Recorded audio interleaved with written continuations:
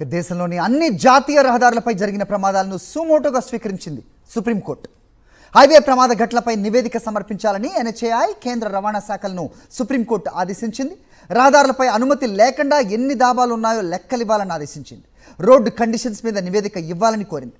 Maintenance పీరియడ్లో contractors తగిన ప్రమాణాలు పాటించారో లేదో చెప్పాలని justice JK Maheshwari, justice Vijay Bishnoi ధర్మాసనం సూచించింది. జాతీయ రహదారుల పక్కన దాబాలు ప్రమాదాలకు కారణమవుతున్నాయని సుప్రీంకోర్టు అభిప్రాయపడింది. ట్రక్కులు రోడ్డుపై ఆపేసి వెళ్తున్నారని, హైవేపై ఆగిన వాహనాలను వెళ్లే వెహికల్స్ ఢీకొనటం వల్లే ప్రమాదాలు జరుగుతున్నాయని ధర్మాసనం అభిప్రాయపడింది.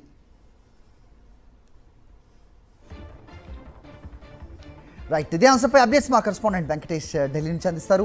వెంకటేష్, చెప్పండి. చాలా కీలకమైన అబ్జర్వేషన్గా ఆదేశాలుగా చూడాల్సిన అవసరం ఉంది. సుప్రీంకోర్టు సుమోటోగా స్వీకరించి మరి ఇలాంటి ఆదేశాలు ఇవ్వటం, డాబాల మీద దృష్టి సారించినట్టుగా తెలుస్తోంది. పర్మిషన్స్ లేకుండా ఎన్ని ఉన్నాయి అనేది ఏం చెప్తారు? ఇంకా ఏ వ్యాఖ్యలు చేసింది సుప్రీంకోర్టు?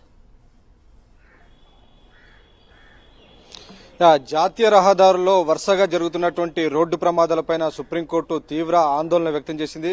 గత వారం 10 రోజుల్లో మనం చూసాం, వరుసగా ఆంధ్రప్రదేశ్ లో కర్నూలులో జరిగినటువంటి ఇన్సిడెంట్ గానీ దాదాపు 20 మంది వరకు అక్కడ చనిపోయారు. ఆ తర్వాత రాజస్థాన్ లో కూడా 15-20 మంది చనిపోయారు. అలాగే రీసెంట్ గా చేవెళ్లలో, తెలంగాణలోని చేవెళ్లలో కూడా వరుసగా రోడ్డు ప్రమాదాలు జరిగి అక్కడ కూడా దాదాపు 20 మంది వరకు చనిపోయినటువంటి పరిస్థితి. సో ఈ అన్ని అంశాలన్నీ కూడా న్యూస్ ఐటమ్స్ అన్నిటిని కూడా సుప్రీంకోర్టు పరిగణలోకి తీసుకుంది. వస్తున్నటువంటి వార్తలన్నిటిని కూడా పరిశీలించిన తర్వాత ఈ కేసును సుప్రీంకోర్టు సుమోటో విచారణ చేయాలని నిర్ణయించింది. అందులో భాగంగా ఈరోజు కేంద్ర ప్రభుత్వానికి నోటీసులు జారీ చేసింది. కేంద్ర ఎన్హెచ్ఏ అలాగే రోడ్డు రవాణా శాఖకు, వాటితో పాటు హోమ్ మినిస్ట్రీకి, ఈ మూడింటికి ఈరోజు నోటీసులు జారీ చేసింది. 2 వారాల లోపల దేశవ్యాప్తంగా జాతీయ రహదారులకు ఇరువైపులా ఏ అనుమతి లేని దాబాలున్నాయి, దానికి సంబంధించినటువంటి వివరాలన్నీ కూడా ఇవ్వాలి.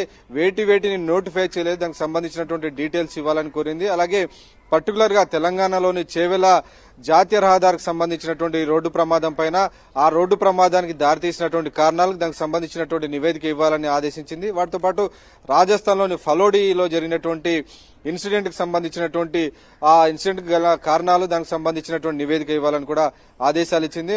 ఓవరాల్ గా ఏదైతే జాతీయ రహదారిలో ప్రమాదాలు జరుగుతున్నాయో, రోడ్డు మెయింటెనెన్స్ సరిగ్గా లేకపోవడం వల్ల ఈ రకమైనటువంటి ప్రమాదాలు జరుగుతున్నాయని సుప్రీంకోర్టు అభిప్రాయపడింది. నిజానికి పెద్ద ఎత్తున జాతీయ రహదారులపైన టోల్ వసూలు చేస్తున్నటువంటి ప్రైవేట్ కాంట్రాక్టర్లు ఎవరు కూడా సరిగ్గా వీటిని నిర్వహించడం లేదని అభిప్రాయం వ్యక్తం చేసింది.